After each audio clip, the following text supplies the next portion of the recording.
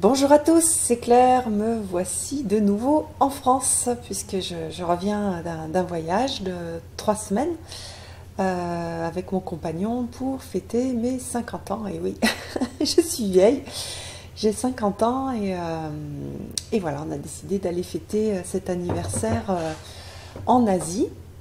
Alors, ça a été un voyage très très chouette. D'ailleurs, j'ai encore le jet lag. Je suis complètement, j'ai l'impression d'être un petit peu encore là-bas. Tout me paraît bizarre ici. Et entre autres, le froid. Je suis complètement congelée. Du coup, ça me permet de mettre pour la vidéo le petit chapeau que je me suis acheté à l'aéroport, que je trouve trop mignon. Voilà, comme ça, vous avez droit à mon petit chapeau. Donc on est parti, voilà, on est parti en avion. Le trajet a été super long puisqu'on a 2 fois 7 heures d'avion plus un arrêt. On s'est arrêté à Doha voilà, le temps d'aller à l'aéroport de Genève à partir de chez moi, voilà, puis d'aller, enfin bref, il faut 24 heures pratiquement pour être de porte à porte pour aller en Thaïlande. Donc c'était un sacré défi pour moi, surtout que comme vous savez, enfin vous savez peut-être pas, je le redis, j'ai un trouble anxieux, donc c'est super, super anxiogène pour moi de partir, de laisser ma maison. Du coup, mon trouble anxieux s'était aggravé avant de partir, j'avais même du mal à sortir de chez moi, physiquement de ma maison. Donc c'était un sacré défi et ça m'a générer aussi des problèmes physiques, c'est-à-dire j'ai une gastrite, peut-être un ulcère aussi, donc j'étais sous traitement. J'ai eu beaucoup de migraines, voilà. Mais pour moi, les voyages, c'est quelque chose qui me nourrit, c'est quelque chose qui me fait sentir vivante, qui fait que voilà, j'ai l'impression d'être encore vivante et d'avoir, ça m'apporte énormément de joie, de bonheur, d'ouverture, de compréhension, ça me fait poser des questions. C'est quelque chose qui a toujours été hyper important pour moi.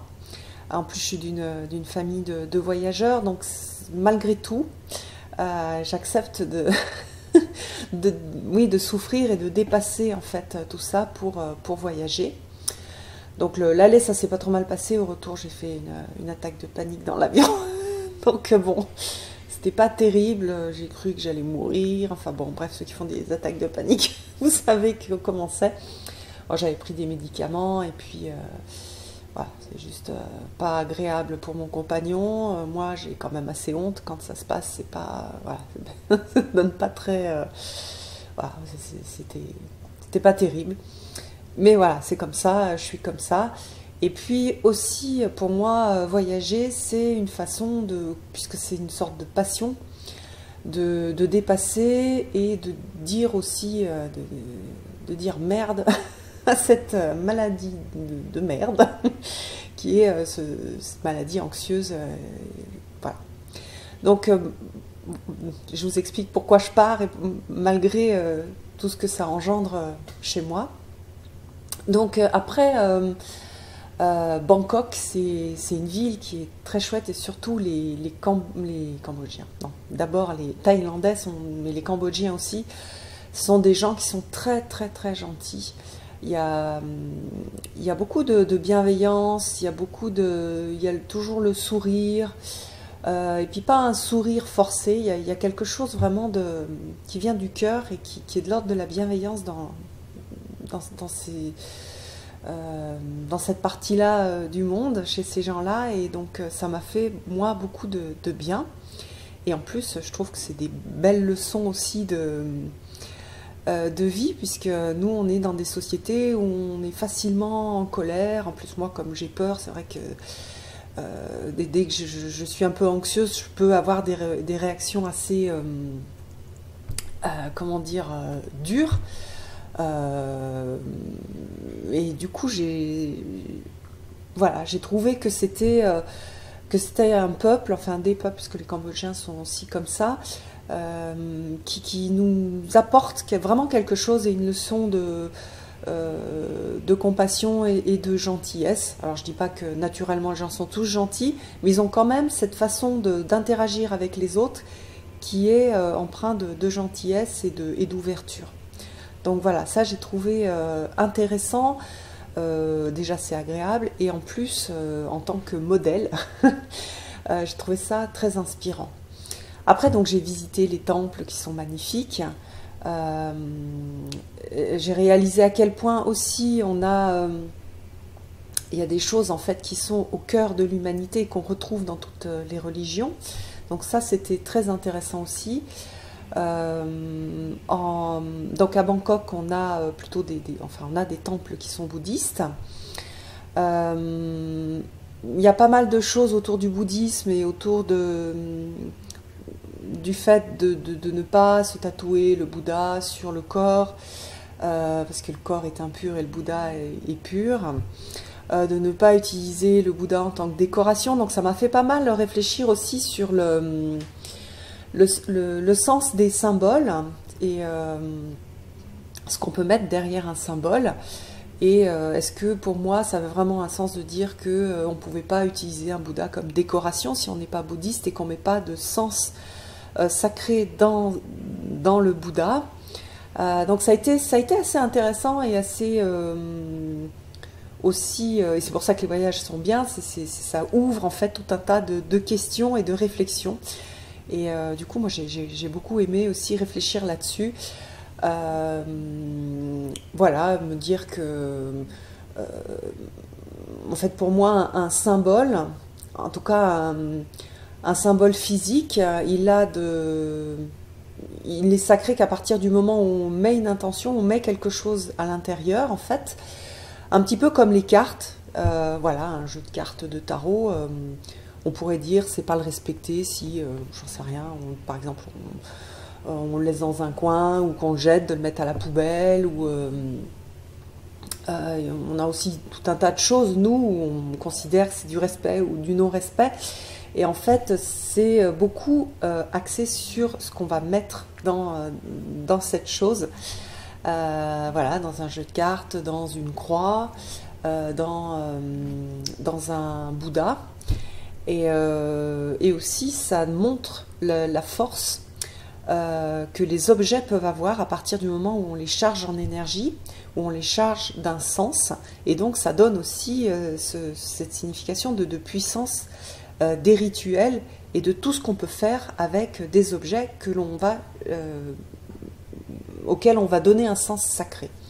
Mais pour moi, alors ça c'est vraiment une réflexion personnelle, c'est pas un collectionneur, par exemple, qui voudrait avoir des Bouddhas en tant que collection, et donc qui ne met pas de sens sacré dans un Bouddha, ou qui voudrait collectionner des croix ou des jeux de tarot. Et pour moi, il peut faire ce qu'il veut à partir du moment où ce qu'il a en face de lui, c'est un objet, et lui ne met pas de sacré dedans. Alors après, c'est vrai que ça peut froisser et choquer et rendre malheureux ou mal à l'aise en tout cas des personnes qui pourraient y mettre un sens sacré. Donc voilà, ça c'est plus le respect de l'autre, le respect de la croyance de l'autre et du sens sacré qu'il va mettre dans la chose qui est en question en fait, plus que le fait de vraiment est-ce qu'une figure de Bouddha c'est sacré en soi? Non, c'est pas sacré, c'est le sens qu'on va mettre derrière. Donc après, si moi je me tatoue un Bouddha sur l'épaule par exemple,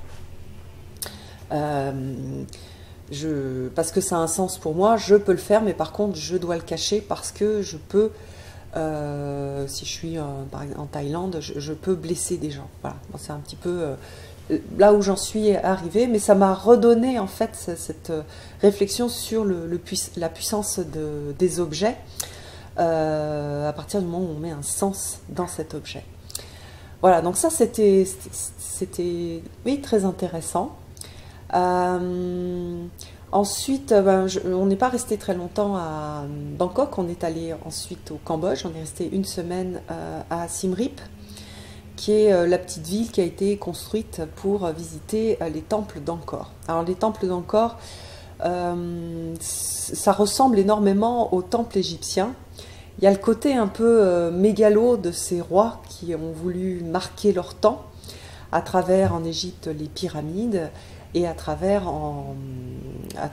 aussi des pyramides et tous ces temples à Angkor.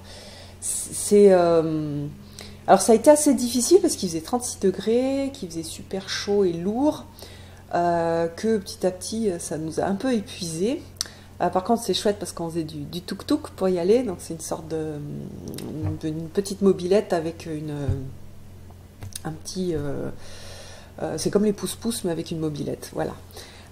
Donc ça c'était super agréable. Moi je me suis fait masser aussi en Thaïlande et au Cambodge. Alors les massages thaïlandais et cambodgiens qui sont des massages thérapeutiques, c'est pas des massages qui nous détendent. Et puis pour les gens hypersensibles comme moi par exemple, dès qu'on me touche à peine je le sens. Alors les massages et de Thaïlande et du Cambodge, c'est horrible, c'est une souffrance pendant 1 heure. Donc j'ai quand même récidivé, hein, j'en ai fait 3, mais ça n'a pas été extrêmement positif pour moi, surtout au niveau des cervicales. Ça m'a créé pas mal justement des maux de tête parce que je me suis beaucoup contractée pendant le massage. Alors on était à Siem Reap pour mon anniversaire. Et donc mon compagnon m'a emmené dans un restaurant. Vous avez peut-être vu des photos sur Instagram. Un restaurant où on mange des insectes. Donc voilà, j'ai mangé des scorpions, j'ai mangé des vers à soie, c'est très bon, c'est un peu un goût de châtaigne. J'ai mangé des sauterelles, une espèce de sauterelles, j'ai mangé une soupe de serpent aussi. Et j'ai même fait une fondue au chocolat en trempant des sauterelles et des vers à soie dans le chocolat. C'est pareil, c'était très bon. Ah oui, j'ai mangé aussi un truc, c'était le plus impressionnant. En fait, les scorpions, ça ne m'a pas trop impressionné. Bon, c'est un peu, quand on mâchouille, ça fait un peu élastique. Mais il y avait ils appellent ça des puces d'eau, c'est gros comme ça ressemble à des énormes cafards. Et donc, comment dire, les ailes, elles sont trop rigides, on ne peut pas les manger. Donc en fait, on les prend et puis on tire et on les mange. Alors, c'était le plus impressionnant à manger, mais c'était le meilleur. Ça avait un goût de mer, de produits de la mer, et donc c'était très bon. Alors c'était sympa aussi. Et puis le chef, enfin la personne qui a créé ce restaurant, c'est un Français, donc, ou un francophone, je ne sais pas s'il est français. Et donc c'était très sympa.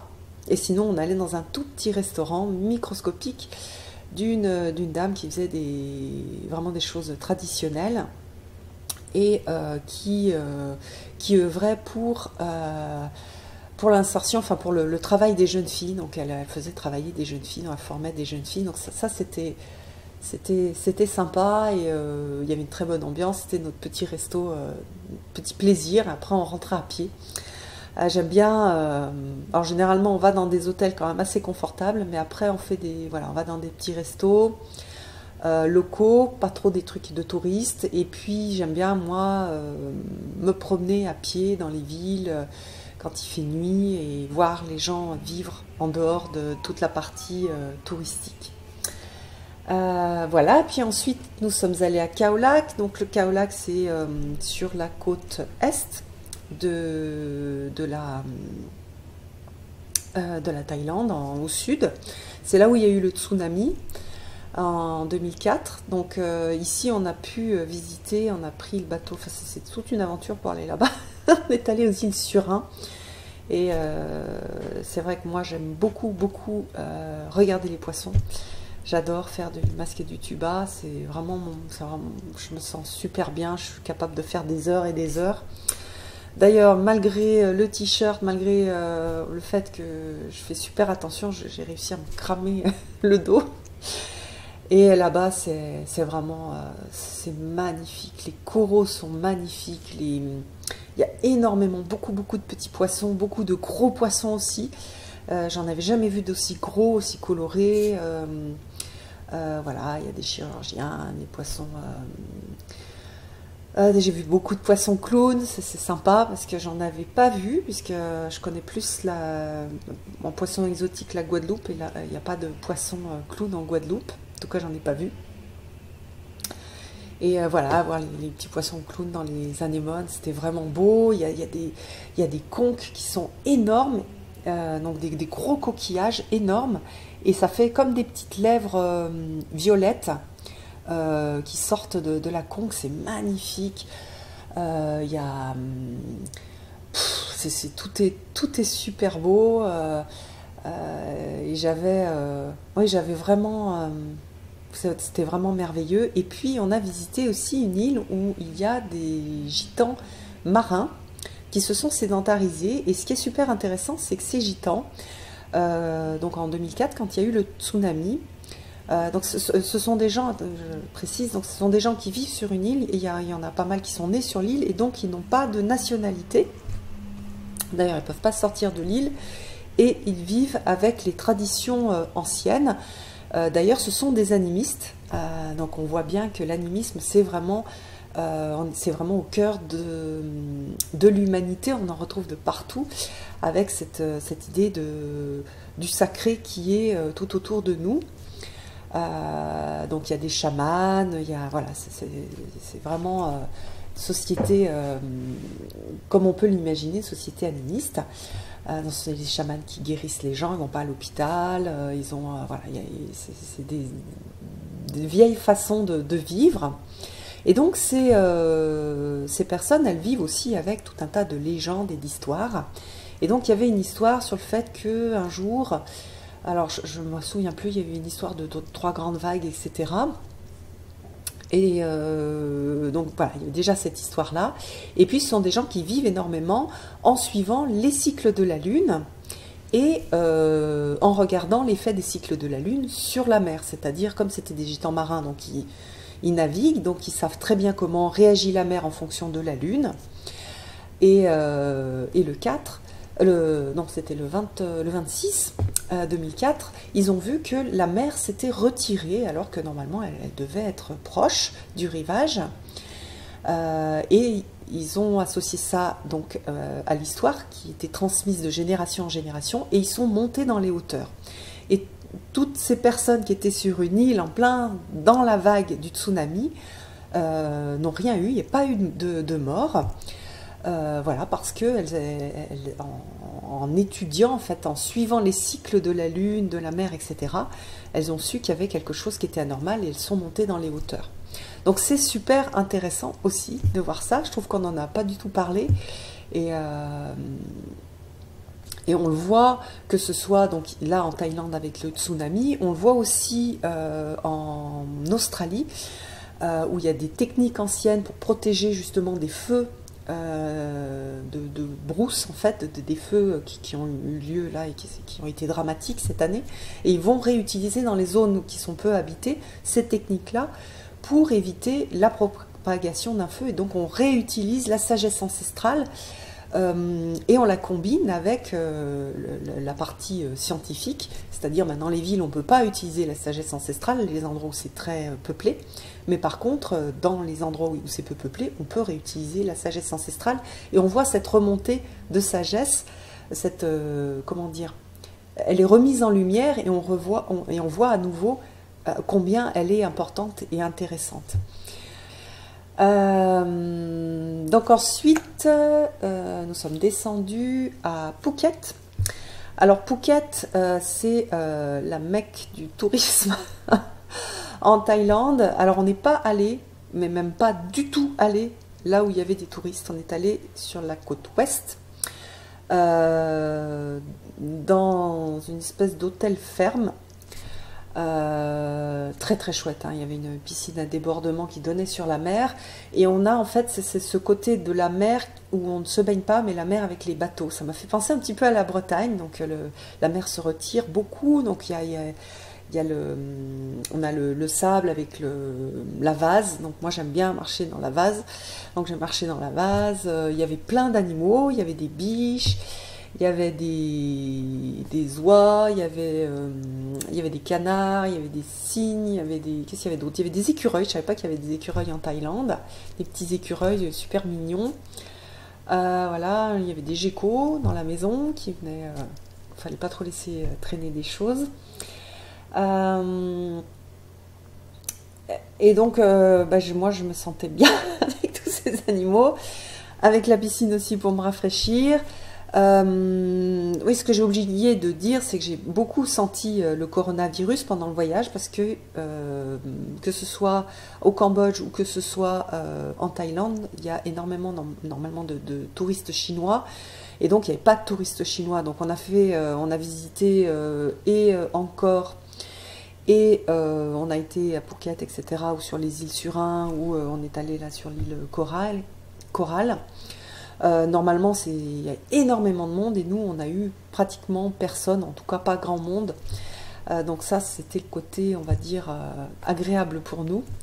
Mais quand même, voilà, dans la résidence avec les animaux, je me suis fait un petit copain chinois qui a 10 ans, 10-11 ans, avec qui j'ai pu discuter, parce qu'il parlait pas mal anglais. Donc je lui ai dit, mais t'es pas à l'école, qu'est-ce que tu fais là? Il m'a dit, bah non, avec le coronavirus, on est parti, ma famille, donc les grands-parents, les parents et les enfants, sont tous partis donc, dans cette résidence où c'était des sortes de petites maisons. Et ils vont y rester plusieurs mois jusqu'à ce que ça se tasse pour se protéger. Donc voilà, c'était aussi quelque chose d'intéressant. Alors j'étais en maillot de bain, un peu, comment dire... occidental un peu sexy et donc il y a le grand-père qui est arrivé et qui a voulu poser avec moi et il a fallu que je mette le pouce comme ça et lui il mettait le pouce comme ça aussi et donc je pense que je vais être sur Facebook en maillot de bain sexy avec le papy en train de mettre un pouce comme ça. Bon, bref, parfois la vie nous joue des tours, mais bon, ils étaient gentils. Ils étaient très gentils, ouais. Et donc le coronavirus, j'ai vu aussi donc, dans les aéroports, il y avait énormément de gens qui avaient des masques. Voilà. Alors, quand je suis rentrée, donc j'avais un cadeau qui m'est arrivé. C'est le Soul Shadow Tarot. Voilà, alors j'étais bien à côté de la plaque, donc je n'ai pas regardé tout de suite. Puis après, hier, j'ai commencé à le regarder et là, j'ai pris plaisir à reclasser les cartes et à lire le livre. C'est un tarot, alors je crois qu'il n'est plus publié, mais je vous le montrerai quand même parce que je le trouve très très intéressant. Le livre est très bien écrit. Et puis donc, on a un tarot qui est sur un thème de pop culture. J'adore la texture des cartes aussi. Mais donc l'idée de la pop culture est d'utiliser en fait, elle a utilisé sa culture à elle, sa vision à elle, et comment dire, toutes les projections qu'elle a pu faire dans la pop culture et qui l'ont ramené en fait au tarot. Donc ça c'est super intéressant et le travail qui a été fait, d'abord il est génial et en plus je trouve inspirant ces genres de boulot qu'on peut faire aussi pour s'approprier et pour mieux comprendre les cartes, c'est-à-dire aller voir dans sa propre culture, c'est-à-dire bon elle a une culture qui est assez proche de la mienne, de manga, de séries, etc. Il y a même Pikachu.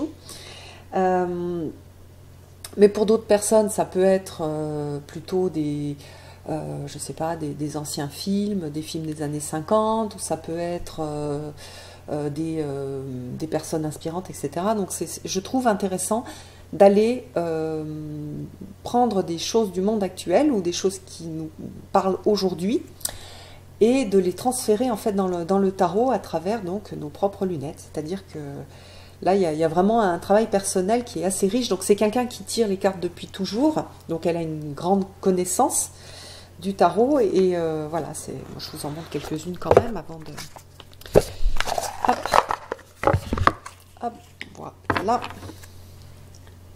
Donc voilà. Et puis, moi j'ai beaucoup aimé aussi le travail de l'artiste. Voilà, il y a même Marie Laveau. Donc c'est quelque chose d'un peu composite. Et qui parle pas mal d'elle aussi. Quand on fait un tarot de ce type-là, on met pas mal de soi à l'intérieur. Et donc voilà, on peut lire des choses sur Iéna. Alors, on a le roi lion, on a pas mal de choses. Il y a des super belles... Il y a vraiment des belles cartes, mais on a tout. Voilà, on a aussi le 9 de coupe avec le génie. Donc elle est plutôt influencée par le tarot de Marseille pour les majeurs, et pour les mineurs c'est plus c'est le plus proche du rider. Voilà, et puis donc sur les autres choses que j'ai reçues, j'avais demandé le coffret de la cartomancie, le normand, parce que je voulais vous le présenter, parce que déjà j'aime bien les cartes, et en plus l'approche de Claude Darche, souvent elle est intéressante parce qu'elle est ancienne, un peu old school, et il y a des gens qui cherchent des choses un peu old school au niveau de lieu normand, mais écrit avec beaucoup d'intelligence. Donc voilà, je ne l'ai pas encore regardé. J'espère que je ne vais pas être déçue. Mais en tout cas, voilà, il y a un coffret qui, je pense, pourrait intéresser pas mal de débutants qui commencent le petit Lenormand. Voilà, mais je vous le montrerai mieux. Et puis, ce que j'aime bien aussi, c'est... je ne vais pas faire la review tout de suite, mais c'est les cartes avec les petits textes. Et c'est vrai que je n'avais pas ce jeu-là, et je trouve intéressant ces petits textes, un petit peu poétiques. Donc c'est pas les textes, c'est pas Mademoiselle Lenormand qui écrit les textes, hein. D'ailleurs c'est pas le jeu de Mademoiselle Lenormand, mais ils ont été ajoutés par un éditeur, et je trouve, je les trouve intéressants, voilà. Et comme en plus là ils sont en français, tout est en français, donc c'est vraiment vraiment chouette. Voilà, et puis après je vais reprendre un petit peu mes vidéos de review. On m'a demandé pas mal de vidéos sur des choses, sur des questions assez précises, sur comment est-ce qu'on se tire les cartes pour soi, pour les autres, etc. Donc j'avais pas mal d'idées j'ai pas mal d'idées de vidéos, mais j'ai aussi pas mal de travail en dehors de création, donc je sais pas encore comment je vais m'organiser pour faire tout ça, mais bon voilà, je vais revenir petit à petit sur les réseaux sociaux avec les cartes, et puis voilà. Donc sinon les cartes, je voulais pas emmener de cartes quand je suis partie, et je suis quand même partie avec un tarot de Marseille et avec le Zilich Tarot, que j'ai pas regretté d'avoir parce que j'ai fait tout un travail avec les fleurs et avec les cartes. Et en fait c'est une activité, bon c'est vrai ici il n'y a pas énormément de fleurs, donc ça s'y prête pas trop en ce moment, mais c'est une activité qu'on pourrait refaire ensemble, partager en fait des tirages de cartes avec des fleurs. On pourrait se faire un petit groupe, et puis ça peut aussi aider à se connecter et avec l'énergie féerique, puisqu'on a cette énergie féerique dans les fleurs, et aider à la compréhension des cartes de tarot. Donc ça peut aussi être une activité qu'on pourrait faire ce printemps. Voilà, et puis j'attends avec impatience, parce que je ne l'ai toujours pas reçu, mon exemplaire du message de guérison de l'Égypte ancienne, pour vous le présenter, pour vous expliquer ce que j'ai mis dedans. Je vous avais déjà un petit peu expliqué comment je l'ai créé, puisque je suis allée en Égypte, et que ça m'a beaucoup brassé, beaucoup touché, donc j'ai mis beaucoup de choses dedans, et c'est vraiment un jeu auquel je tiens beaucoup, puis j'ai hâte de l'avoir et puis de l'utiliser, et j'ai hâte aussi il sort le 10 mars, pour voir comment est-ce que les gens se l'approprient et comment est-ce qu'ils l'utilisent, parce que j'espère qu'il apportera beaucoup de ce que moi j'ai mis dedans, et notamment beaucoup d'énergie de guérison. Voilà, vous savez tout. Je vais aller me mettre sous une couverture, faire un thé chaud. J'en peux plus, j'ai trop froid. Je suis passée de 36 à je sais pas combien il fait aujourd'hui, peut-être 6, j'ai perdu 30 degrés. C'est vraiment difficile. Allez, gros bisous, à bientôt.